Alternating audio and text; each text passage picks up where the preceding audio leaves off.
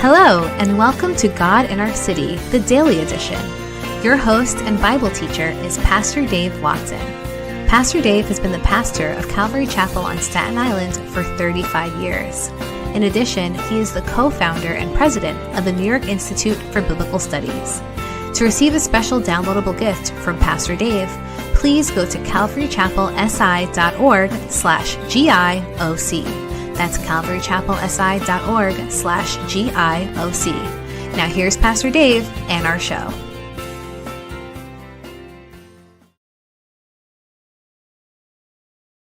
Hello and welcome again to God in Our City. I am Pastor Dave Watson, as Allie so nicely introduced me.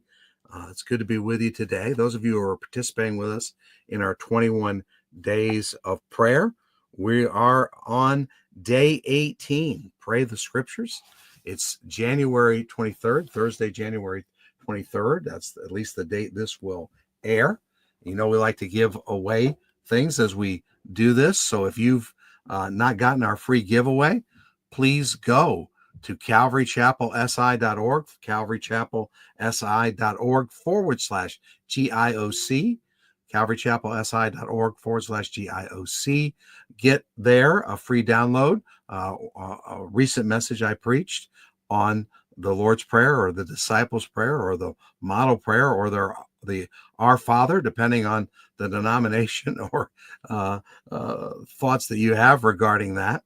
While you're there, think about making a gift to God in Our City. Every gift is appreciated, and we are thankful for it. If you're able to give us a gift of over $50, we will send you the book, 21 Keys to Answered Prayer by my good friend Dave Early. If you're able to give a gift of $100 or more, we'll send you both the book, 21 Keys to Answered Prayer, and the God in Our City New Testament has our logo on it, has Psalms and Proverbs. It's leather bound. It's ESV. I know it will be a blessing to you. Well, and let's dispense with all our preliminaries. I am so happy to have with me today the director of Chosen People Ministries, Dr. Mitch Glaser, and he is recently back from Israel. Dr. Glaser, welcome. Nice to be here with you, Dave. Shalom, everybody.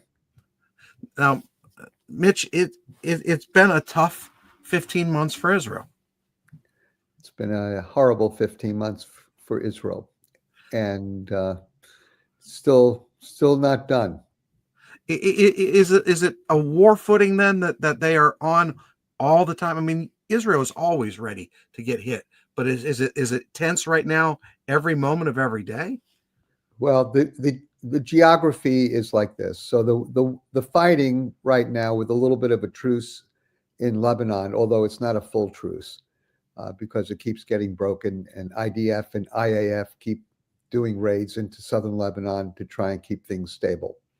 With the new threat of the new group in Syria, there's still a good military presence in Israel. Israel went in and destroyed a lot of the armament storage units in Syria to make sure that they didn't get hold of it. And we don't know where these guys are going to land, but they're what I call all graduates of the Al-Qaeda movement. And you're basically dealing with ISIS in a suit and tie. And but you know, who knows? Maybe they'll try and do better. So you don't have a lot of peace over there, but the real war is in Gaza and to some degree the West Bank. But the West Bank is more terrorism, and the war is in Gaza. Just the other day, 5 precious young Jewish Israeli soldiers were killed. One of them was the son of one of the real leaders in Israel, and so the whole Messianic Jewish body in Israel is mourning right now, and he died the day before I left, just a few weeks ago.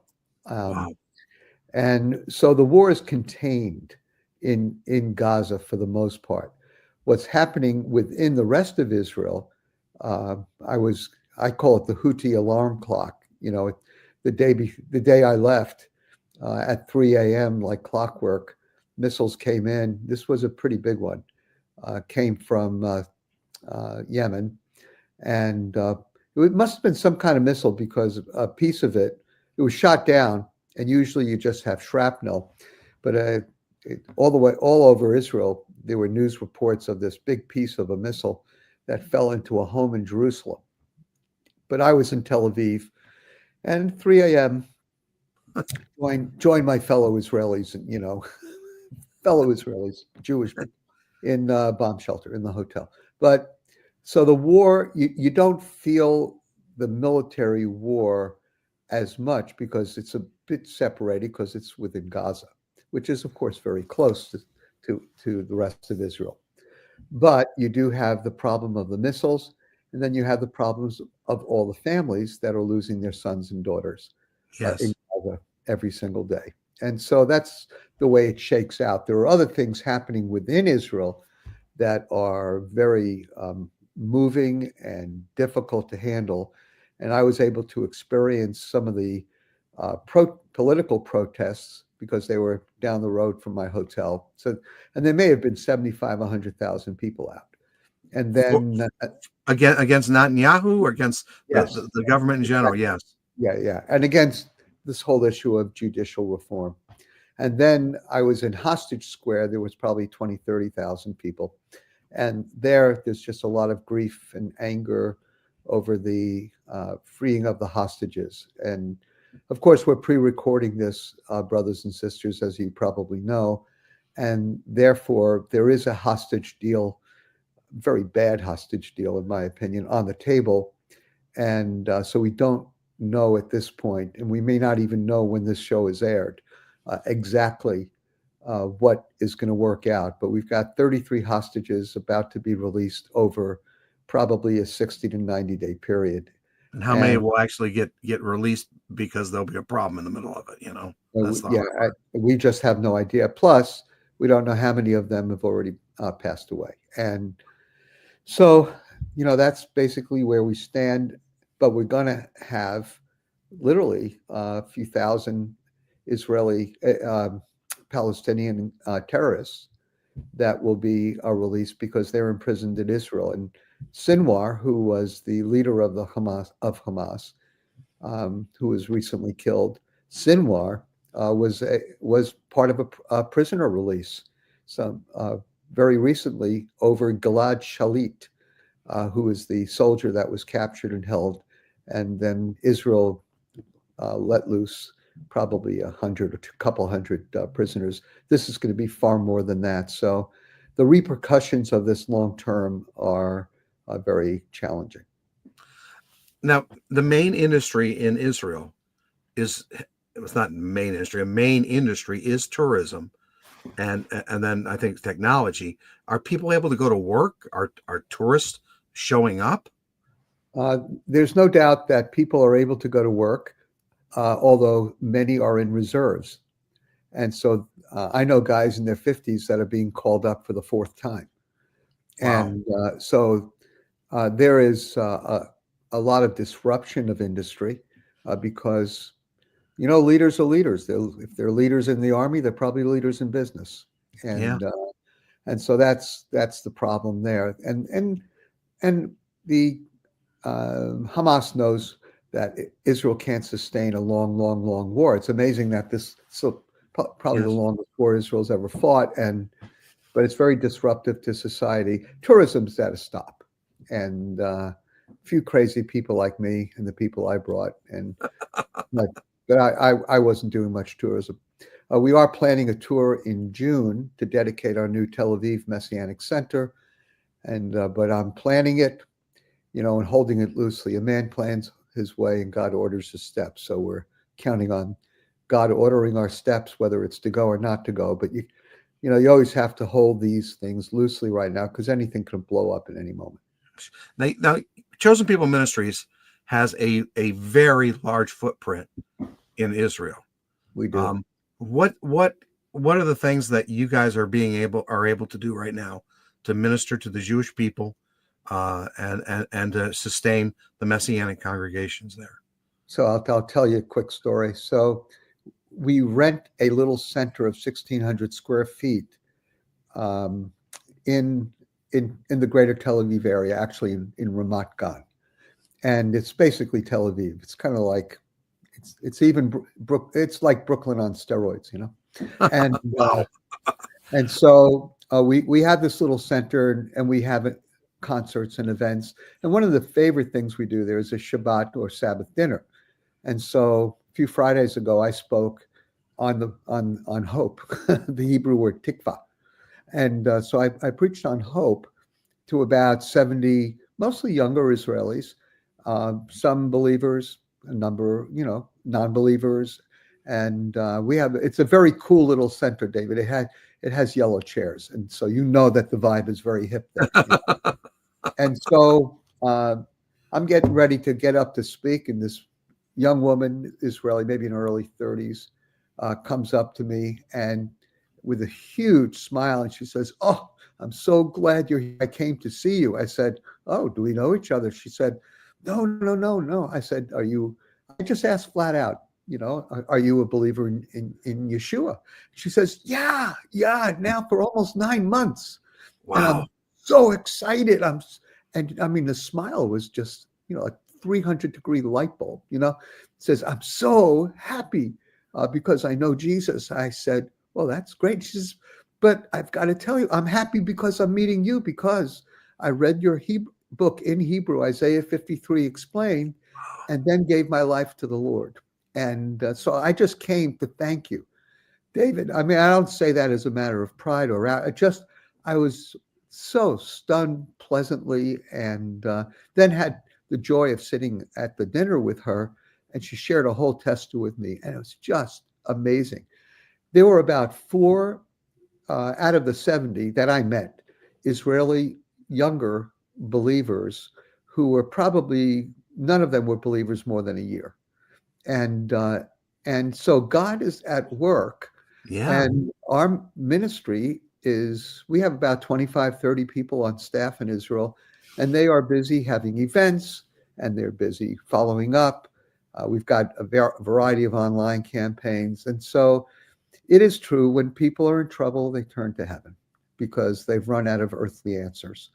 And so it has given us, unfortunately, but fortunately in many ways, it's given us a great season of blessing and sharing the gospel with Israelis. And are you saying that the receptivity among the young people has skyrocketed? I wouldn't use skyrocketed. I'd maybe just rocketed.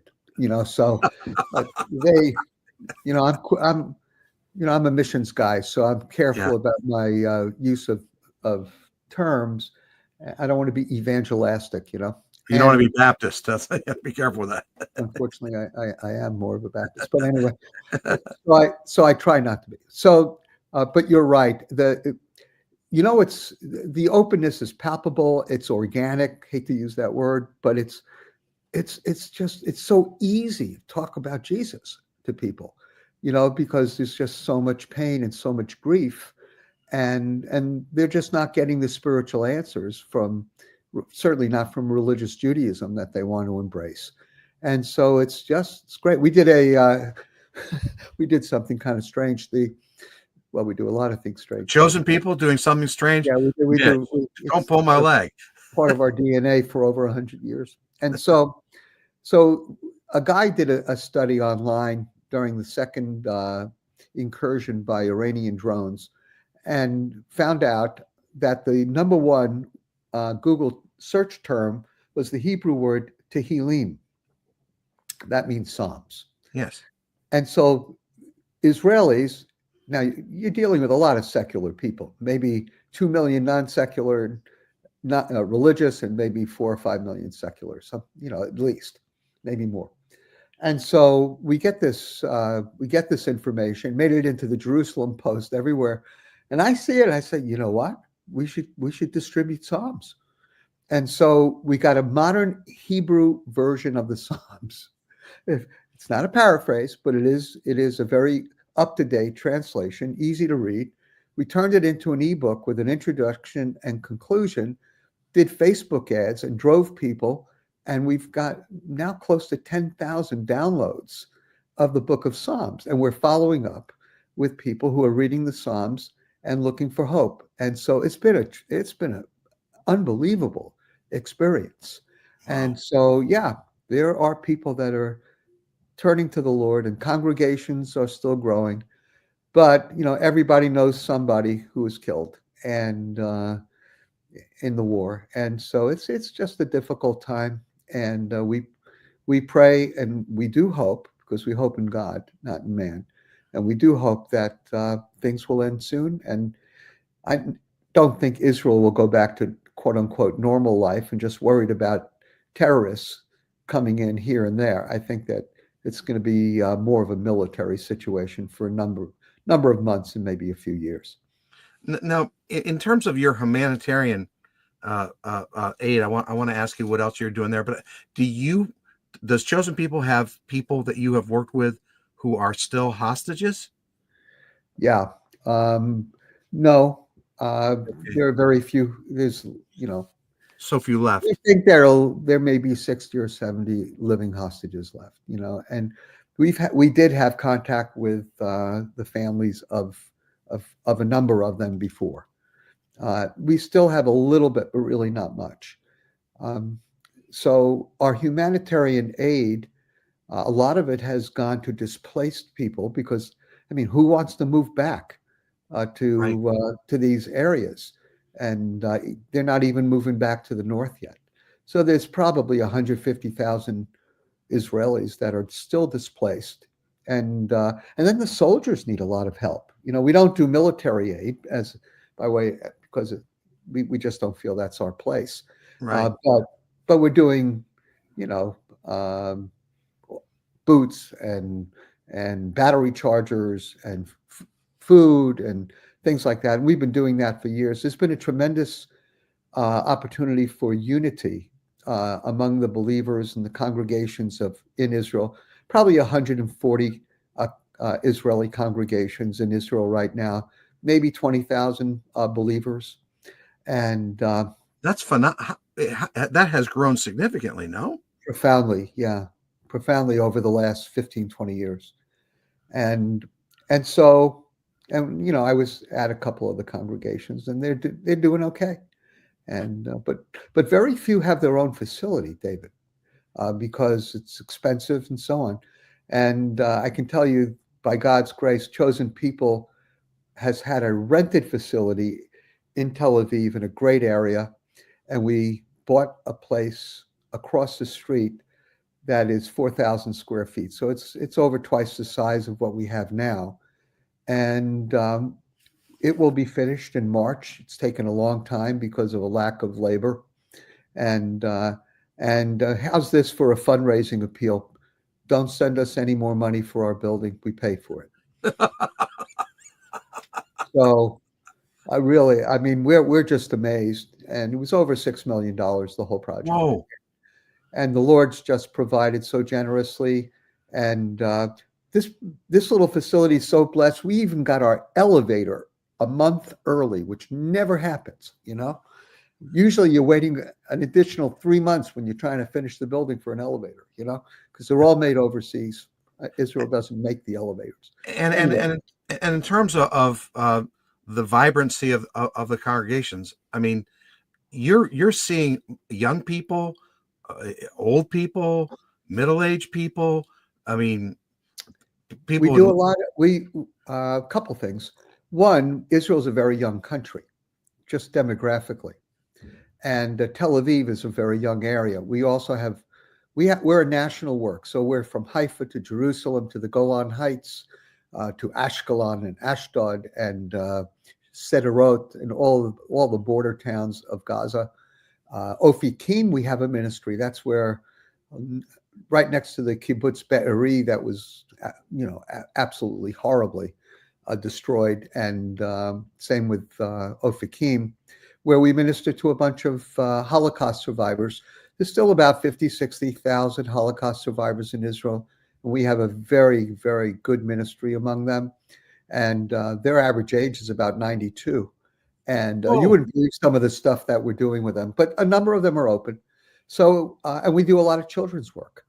And so we have a number of children's camps, and we've been doing a bunch of family camps within Israel, because you have about 150 to 200,000 Russian and Ukrainian Jews moving to Israel. We feel so bad for the Ukrainians. I mean, it's terrible. They Right. leave a war zone to come to a war zone, and so we take a lot of them away, and we've regularly had, I don't know, probably close to 100 new immigrants, and I would say 95% unsaved, and moms, dads, children, and we do a lot of programs for them and just get them away from some of the terrible things they're experiencing. And God is good. We just hired a new Russian-speaking pastor's wife who's led a whole bunch of these folks to the Lord. And over the last number of months, we've baptized about 14 new Israelis. And That's so, huge. yeah, the Lord is at work. When things are topsy-turvy, the Lord moves in power. Now, in a couple of minutes we have left, how can our listeners pray for Chosen People Ministry and for Israel? Well, definitely pray for the peace of Jerusalem, because it's still very divided, David, politically. There's a whole issue with Netanyahu and judicial reform. And actually, we think Hamas took advantage of that division and did what they did when they did it. And obviously, they had spies who were working with Israelis. And we found detailed charts of houses and institutions within what we call the Gaza envelope. And so I'm not saying they were not under pressure to do this, and their families were not held captive by Gaza. A lot of them did it because if not, their families would have been killed. So, but there is quite a bit of division in Israel. And I was on the streets with 100,000 Israelis one night, and people are angry, disappointed in the government, and I wouldn't want Netanyahu's job. They're not offering it to me, Dave, just so you know. But Just so but I really, really wouldn't want it. you go missing, I'll know where you are.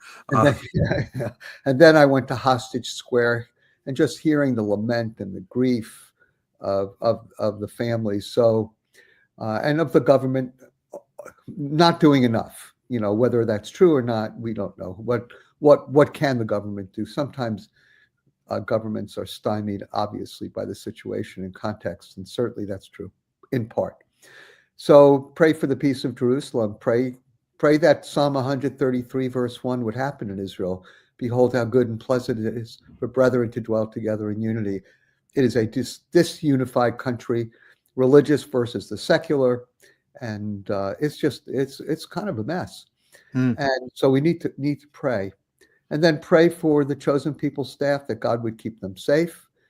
We've had a lot of active soldiers as part of Chosen People. We've had staff in the Golan Heights ducking missiles on and off, and our folks running to bomb shelters constantly. And a lot of them have we have one family with 5 children, another one with 4 children, another one with 3 children, and our staff is younger.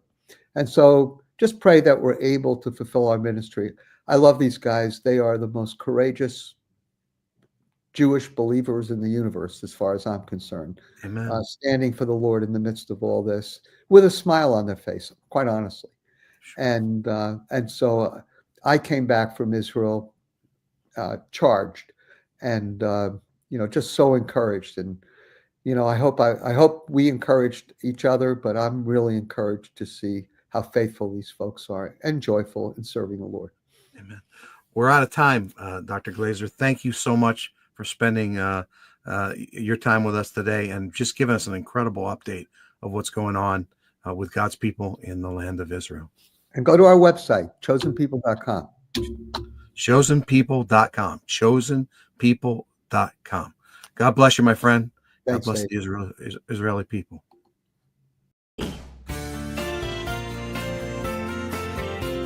Thanks for listening to God in Our City with your host, Pastor Dave Watson. We hope the show was a blessing to you. Again, to receive a downloadable gift from Pastor Dave, go to calvarychapelsi.org/GIOC. That's calvarychapelsi.org/GIOC. Please check out Pastor Dave's blog at nycshepherd.com. That's nycshepherd.com. Please invite a friend and join us every weekday for another edition of God in Our City.